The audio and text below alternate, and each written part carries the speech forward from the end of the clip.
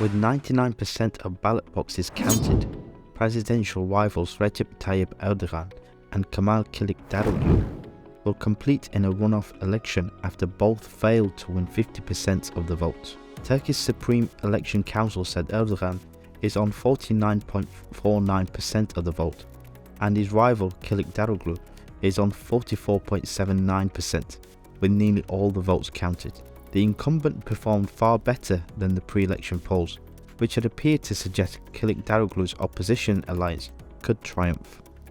The prospect of a second round will focus attention on where the 5% who voted for Sinan Ogan, a nationalist former parliamentarian, will take their votes on May 28.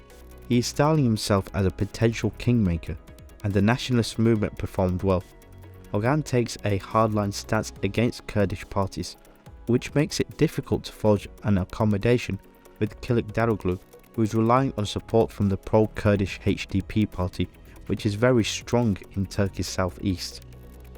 Despite much of the European media supporting the opposition, Erdogan was able to rely on the support of much of his conservative support base. Erdogan will likely utilize his advantages in the second round runoff. The Biden administration is preparing for the war in Ukraine to turn into a frozen conflict for years, or possibly even decades, similar to the situation on the Korean Peninsula, according to Politico. US officials have been discussing the possibility, including potential options for where to draw the lines for a frozen conflict that either side would agree not to cross.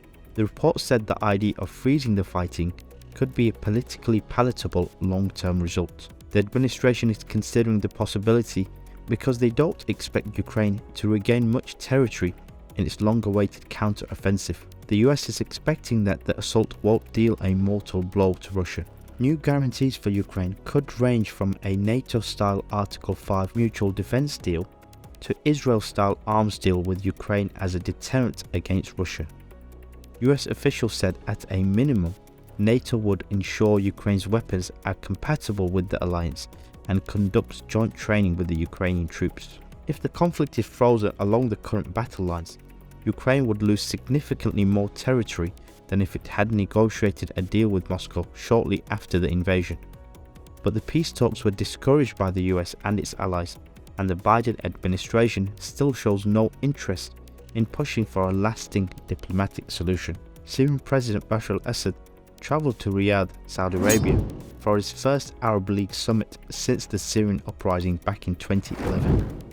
The steps leading to Syria's reintegration into the Arab fold go back to at least 2018, when the UAE re-established ties with Damascus. The process picked up speed after the deadly earthquake struck northern Syria and southern Turkey in February. The senior diplomatic officials in the Arab League revealed secret and direct negotiations were taking place between the US and the Syrian government. The diplomat, who revealed the information under the condition of anonymity, said that the talks took place in the Omani capital Muscat, the city of secret negotiations between Washington and several nations in West Asia. He also pointed out that the meetings included security figures from both countries and representatives of foreign ministries. During the talks, Syrian officials mainly pressed for the complete withdrawal of US occupation troops from the country. The American envoy repeatedly confirmed that he has information that Austin Tice, the American freelance journalist and a veteran US Marine Corps officer who was kidnapped in 2012, is alive and in the Syrian Army detention center. However, the Syrian delegation insisted that it had no information about Tice. After a decade of death and destruction, and after isolating Bashar al-Assad, it would seem his crimes are all forgiven, and now he's welcomed back into the international community.